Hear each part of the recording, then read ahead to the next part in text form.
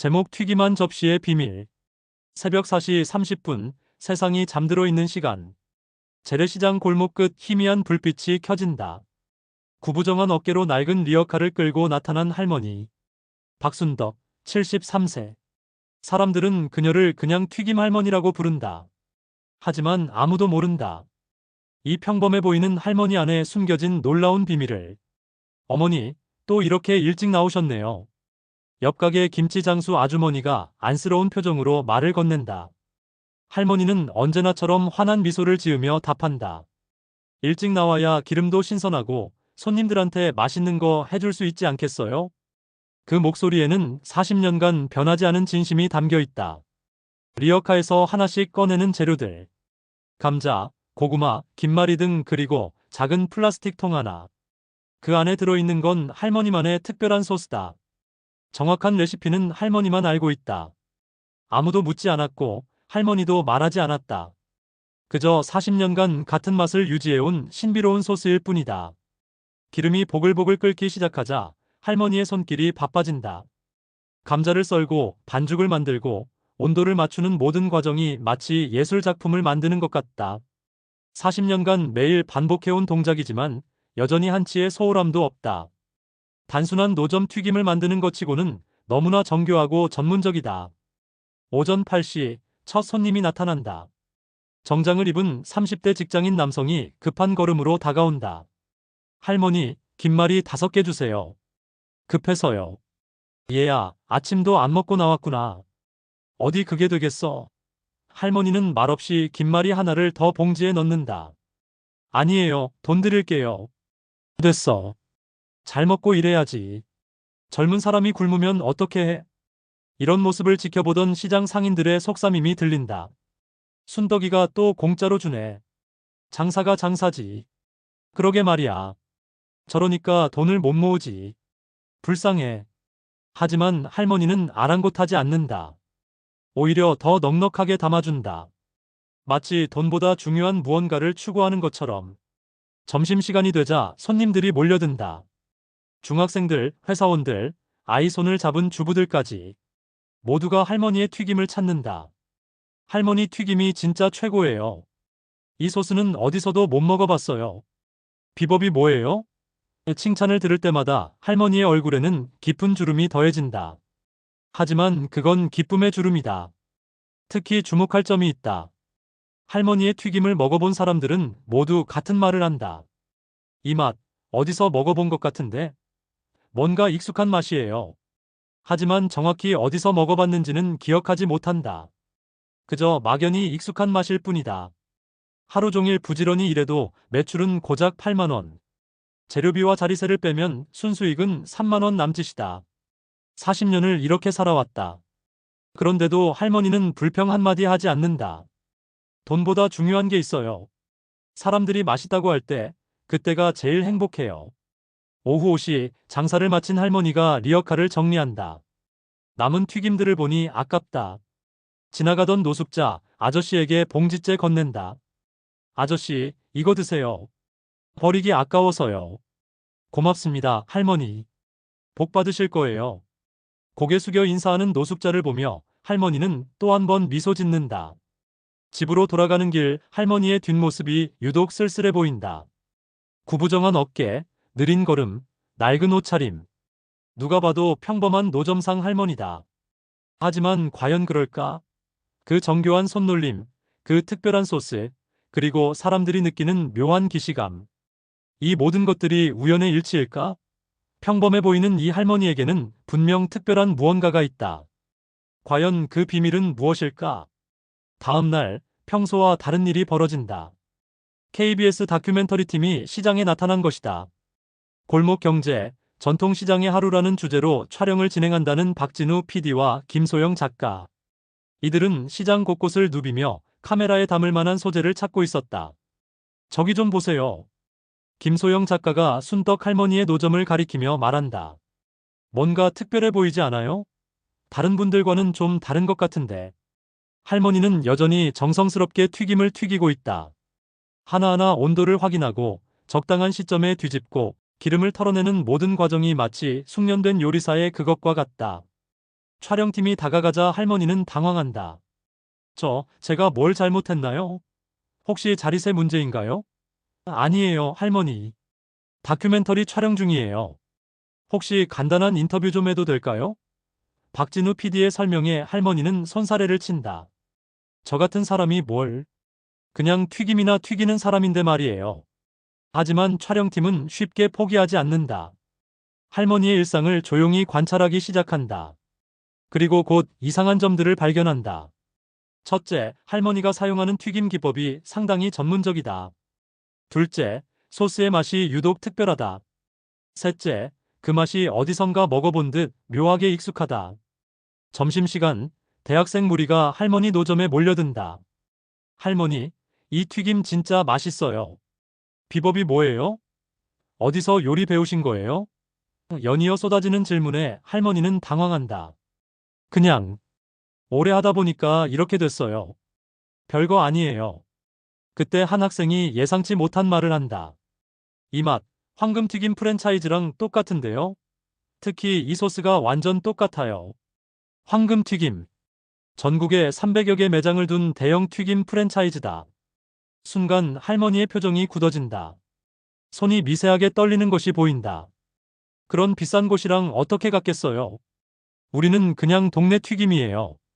할머니는 서둘러 대답하지만 목소리에는 미묘한 떨림이 있다. 뭔가 숨기고 있다는 것이 너무나 명확하다.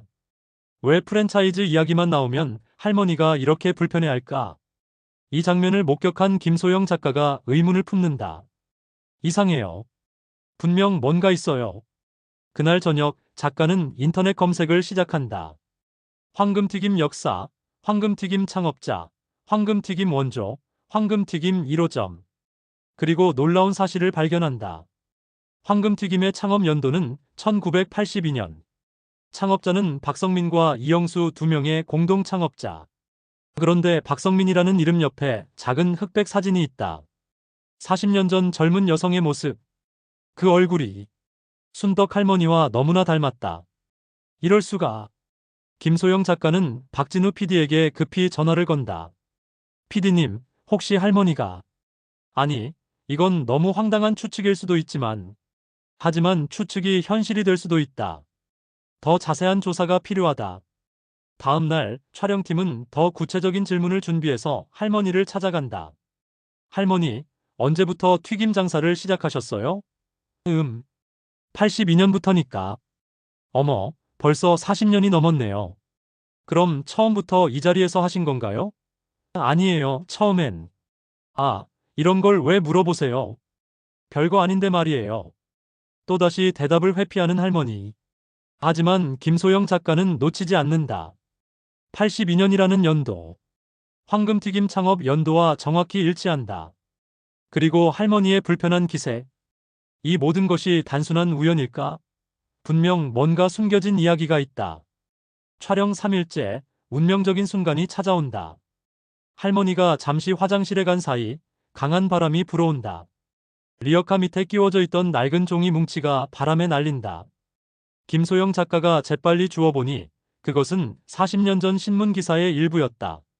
신개념 튀김 프랜차이즈 황금튀김 전국 확산 제목 아래에는 흐릿하지만 분명한 사진이 있다. 환하게 웃고 있는 젊은 남녀의 모습. 그리고 그 아래 작은 글씨로 공동 창업자 박순덕, 이영수 씨. 이건... 김소영 작가는 사진을 자세히 들여다본다. 여성의 얼굴. 40년의 세월이 흘렀지만 그 눈매와 미소는 분명히 순덕 할머니다. 심장이 뛴다. 설마 정말 이 평범한 노점상 할머니가 황금튀김의 창업자라는 말인가? 이때 할머니가 돌아온다. 김소영 작가 손에 든 신문 기사를 본 순간 할머니의 얼굴이 창백해진다. 그걸 어디서 주우셨어요? 떨리는 목소리. 더 이상 숨길 수 없다는 것을 안 할머니의 표정이다. 할머니, 이게 할머니시죠? 김소영 작가가 조심스럽게 묻는다. 한참을 망설이던 할머니. 그리고 마침내 고개를 끄덕인다. 그래요. 제가 황금튀김을 만들었어요. 충격적인 고백이 터져나온다. 촬영팀은 물론 주변에서 몰래 엿듣던 상인들까지 모두 얼어붙는다. 할머니가 황금튀김을? 그 유명한 프랜차이즈를. 말도 안 돼. 우리 할머니가. 믿을 수 없다는 표정들. 하지만 할머니의 진지한 얼굴을 보니 농담이 아니다. 할머니는 깊은 한숨을 쉬며 40년간 묻어두었던 이야기를 꺼내기 시작한다. 1982년 제가 26살 때였어요. 영수랑 둘이서 시작했죠. 제가 레시피를 개발하고 영수가 사업을 맡기로 했어요. 첫 번째 가게가 바로 여기 이 시장이었어요. 40년 전으로 거슬러 올라가는 기억들. 젊은 순떡과 영수는 꿈에 부풀어 있었다. 순떡아, 우리 튀김으로 전국을 평정해보자. 네, 영수 오빠. 사람들이 맛있다고 하는 걸 보니까 정말 보람차요. 그때는 모든 것이 희망적이었다.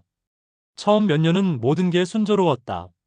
맛있는 튀김으로 입소문이 나면서 손님들이 줄을 섰다. 프랜차이즈 확장도 성공적이었다. 5개, 10개, 20개. 매장 수가 늘어날수록 두 사람의 꿈도 함께 커졌다. 우리 정말 성공하는 것 같아. 그러게요. 이렇게 잘 될 줄 몰랐어요. 하지만 행복은 오래가지 않았다. 사업이 커질수록 영수의 태도가 변하기 시작했다. 순떡아, 이제 사업이 이렇게 커졌으니까 역할 분담을 확실히 하자. 너는 요리 쪽만 맡고 경영은 내가 전담하는 게 어떨까? 처음엔 합리적인 제안으로 들렸다. 그러나 그것은 시작에 불과했다. 순떡아, 이제 현장에 나올 필요 없어. 레시피만 알려주면 돼. 영수 오빠, 그게 무슨. 사업이 이렇게 커지니까 전문 경영이 필요해. 내가 계속 나와서 일하면 회사 이미지에도 안 좋고. 결정적인 순간은 1992년에 왔다. 순덕이 임신 7개월이었을 때다. 순덕아, 미안하지만 이제 정말로 뒤로 물러나줬으면 좋겠어. 사업 규모가 너무 커져서 내가 감당하기 어려울 것 같아. 영수의 냉정한 선언이었다. 영수 오빠, 이게 무슨 소리예요? 우리 둘이 함께 시작한 거잖아요. 그건 그렇지만 현실적으로 생각해봐. 너는 이제 엄마가 될 사람이고 회사는 계속 성장해야 하고. 영수는 더 이상 예전의 따뜻한 동료가 아니었다. 차가운 사업가가 되어 있었다. 몸도 힘들고 마음도 상처받은 상태에서 순덕은 더 이상 싸우고 싶지 않았다. 알겠어요. 제가 물러날게요. 대신 제 몫은 확실히 보장해주세요. 당연하지. 걱정하지 마. 내 몫은 확실히 챙겨줄게. 영수의 약속이었다. 하지만 영수는 약속을 지키지 않았다. 각종 서류 조작과 법적 술수를 통해 순덕의 지분을 5%로 축소시켰다. 이게 뭐예요, 영수 오빠? 처음에는 반반이라고 했잖아요. 시장 상황이 바뀌었어. 투자자들도 들어왔고 법적 구조도 복잡해졌어. 5%면 충분하지 않을까? 차가운 배신이었다. 배신감과 절망에 휩싸인 순덕. 하지만 갓 태어난 아이를 위해 견뎌야 했다. 그렇게 황금튀김에서 완전히 밀려난 순덕은 다시 이 작은 노점으로 돌아왔다. 마치 아무 일도 없었던 것처럼. 마치 꿈이었던 것처럼. 할머니의 고백에 시장 전체가 술렁인다. 하나둘씩 모여든 사람들이 믿을 수 없다는 표정으로 할머니를 바라본다. 그럼 할머니가 진짜 황금튀김 창업자세요? 우리가 몰랐네요. 이런 일이 있을 수가. 할머니는 더욱 아픈 기억을 털어놓기 시작한다.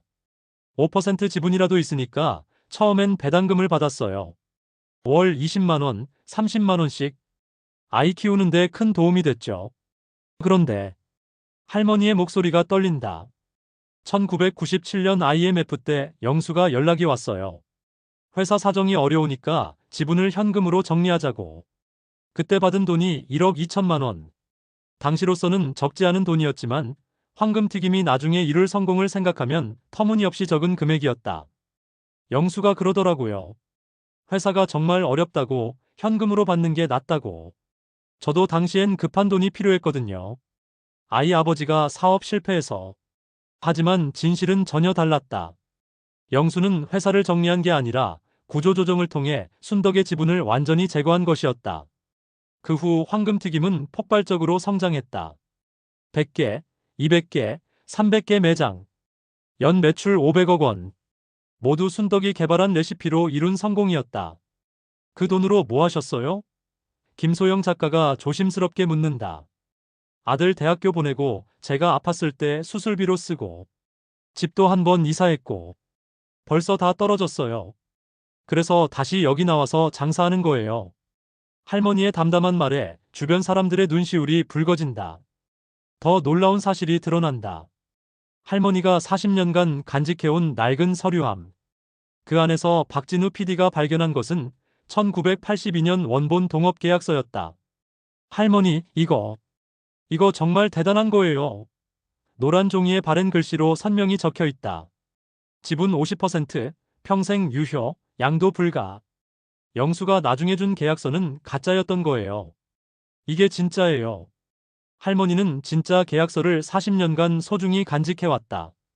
그런데 왜 지금까지 가만히 있었을까? 법적으로 싸우면 이길 수 있는 거 아니에요? 할머니의 대답은 의외다. 영수도 이제 많이 늙었을 거예요. 몸도 안 좋다고 들었고요. 그 사람을 괴롭히고 싶지 않아요. 그리고 할머니가 주변을 천천히 둘러본다. 여기가 좋아요. 사람들도 따뜻하고 제가 튀김해줄 때마다 기뻐해주고 돈보다 소중한 걸 얻었거든요. 하지만 시장 사람들의 반응은 완전히 다르다. 할머니, 그래도 너무하잖아요. 40년을 속인 거잖아요. 할머니 돈인데 왜 못 받아요? 분노가 끓어오른다. 선량한 할머니를 이용한 비정한 배신자에 대한 분노가. 그때 한 상인이 폭탄 같은 정보를 던진다. 제가 작년에 경제신문에서 봤는데 이영수 황금튀김 회장이 재산 순위에 올랐더라고요. 300억이 넘는다고 하던데요. 순간 시장이 조용해진다. 300억과 1억 2천만 원. 하늘과 땅 차이다. 300억. 누군가가 중얼거린다. 할머니가 받은 1억 2천만 원과는 천지 차이다. 그 돈으로 할머니는 40년을 이 작은 노점에서 보냈고 영수는 300억의 거부가 되었다. 순덕 할머니의 레시피로, 순덕 할머니의 아이디어로. 이건 너무 불공평해요. 젊은 상인 하나가 주먹을 꽉 쥔다. 법적으로 소송해야 해요. 맞아요. 이런 일이 어디 있어요. 분노한 목소리들이 사방에서 터져나온다. 하지만 할머니는 여전히 고개를 젓는다. 괜찮아요. 저는 이미 충분히 행복해요. 할머니가 주변 사람들을 따뜻하게 바라본다. 돈보다 소중한 걸 얻었으니까요. 바로 여러분들의 사랑이요. 하지만 과연 이대로 끝낼 수 있을까? 40년간 묻혀있던 진실이 세상에 드러나기 시작했다. 할머니의 이야기가 KBS 다큐멘터리로 방송된 지 일주일. 대한민국이 뒤집혔다. 포털 사이트 실시간 검색어 1위 박순덕 할머니, 2위 황금튀김 진실, 3위 이영수 회장. SNS는 할머니를 응원하는 글들로 넘쳐났다. 재래시장으로 몰려드는 사람들의 행렬이 끊이지 않는다. 기자들, 방송 관계자들, 시민들, 심지어 국회의원까지. 박순덕 할머니 어디 계세요? 황금튀김 원조 할머니. 사인 좀 해주세요. 평생 조용히 살아온 할머니에게는 너무나 버거운 관심이다. 왜 이렇게 사람들이 와요? 저는 그냥 평범한 할머니인데. 할머니는 당황스러워한다. 평소보다 20배 많은 손님들 때문에 튀김이 바닥난다. 할머니, 저희가 너무 많이 와서 죄송해요. 한 대학생이 미안해한다. 괜찮아요. 다들 맛있게 드세요. 더 큰 변화가 기다리고 있었다. 황금튀김 본사에서 연락이 온 것이다. 안녕하세요. 황금튀김 본사 홍보팀입니다. 박순덕님과 대화를 나누고 싶다고 하시는 것으로 알고 있는데요. 정중하지만 계산적인 목소리. 하지만 할머니는 단호하게 거절한다. 저는 그런 적 없어요. 뭐하러 연락해요? 사실 황금튀김은 엄청난 위기에 빠져 있었다. 방송이 나간 후 주가가 연일 폭락했다. 창업자 논란, 원조 논란, 도덕성 문제까지 겹치면서 소비자들의 불매운동이 시작됐다. 황금튀김 안 먹어요. 양심불량 기업 같은 피켓을 든 시위대가 매장 앞에서 시위를 벌였다. 회사 입장에서는 할머니와의 합의가 절실했다. 적당한 선에서 원만하게 해결하면 어떨까요? 분노한 상인들이 할머니를 보호하듯 둘러선다. 할머니, 절대 그 사람들 말 들으시면 안 돼요. 법적으로 끝까지 싸우셔야 해요. 우리가 다 도와드릴게요. 40년간 할머니의 따뜻함을 받아온 사람들이 이제는 할머니를 지키려고 나섰다. 그날 저녁, 누구도 예상하지 못한 사람이 시장에 나타났다. 검은색 고급 승용차에서 내린 70대 중반의 남성. 바로 이영수 황금튀김 회장 본인이었다. 40년간 화려한 성공 가도를 달린 그였지만 이날만큼은 초라해 보였다. 저기, 저 사람이 진짜 이영수야? 40년 만에 왔네. 시장 사람들이 웅성거린다. 영수는 조심스럽게 할머니 노점으로 걸어온다. 각종 카메라와 휴대폰이 그를 향해 집중된다. 전 국민이 지켜보는 가운데 벌어지는 역사적인 만남이다. 순떡아. 40년 만에 나눈 첫말. 영수의 목소리는 떨리고 있었다. 할머니도 마찬가지다. 왜 왔어? 두 사람 사이에 흐르는 묘한 긴장감. 사랑했던 동료, 믿었던 파트너, 그리고 배신한 사람과 배신당한 사람. 영수는 할머니 앞에서 무릎을 꿇는다. 시장 한복판에서 모든 사람들이 지켜보는 앞에서. 미안해, 순떡아. 정말 미안해. 40년 전에도 지금까지도 너한테 너무 못했어. 진심이 담긴 사과였다. 목소리에서 후회와 죄책감이 묻어났다. 하지만 시장 사람들의 반응은 차갑다. 사과한다고 되는 줄 알아? 할머니가 40년을 어떻게 사셨는데. 이제 와서 미안하다고. 험악한 분위기다. 누군가는 돌멩이라도 던질 기세다. 그때 할머니가 일어선다. 그만해요, 다들. 할머니의 한마디에 시장이 조용해진다. 영수야, 일어나. 할머니가 영수를 일으켜 세운다. 우리 이제 다 늙었는데 이럴 필요 있어. 지난 일은 지난 일이야. 놀라운 관용이다. 40년간 당한 배신을 이렇게 쉽게 용서할 수 있는 것일까? 영수가 떨리는 손으로 봉투를 꺼낸다. 이게 내가 할 수 있는 전부야. 40년치 배당금과 이자, 그리고 내 사죄의 마음이야. 봉투 안에는 50억 원 상당의 수표가 들어 있었다. 하지만 할머니는 받지 않는다. 필요 없어요. 모든 사람이 깜짝 놀란다. 50억을 거절하다니. 대신 하나만 부탁할게요. 할머니가 영수를 똑바로 바라본다. 황금튀김 간판에 제 이름도 넣어주세요. 원조 박순덕의 황금튀김이라고. 그게 제가 바라는 전부예요. 영수가 눈물을 흘리며 고개를 끄덕인다. 그럼 이 돈은? 할머니는 수표를 다시 영수에게 돌려준다. 그 돈으로 장학재단 만드세요. 어려운 아이들 도와주세요. 그게 제가 진짜 바라는 거예요. 할머니의 선택에 시장 사람들이 감동한다. 와, 역시 우리 할머니세요. 정말 대단하세요. 박수가 터져 나온다. 진정한 승리는 복수가 아니라 용서에 있다는 것을 할머니가 보여준 것이다. 6개월 후 황금튀김의 모든 간판이 바뀌었다. 원조 박순덕의 황금튀김. 그리고 본사 로비에는 할머니의 대형 사진이 걸렸다. 창업자 박순덕. 이영수는 약속대로 순떡 장학재단을 설립해 매년 어려운 학생들을 지원하고 있다. 할머니는 여전히 시장에서 튀김을 튀긴다. 하지만 이제는 모든 것이 다르다.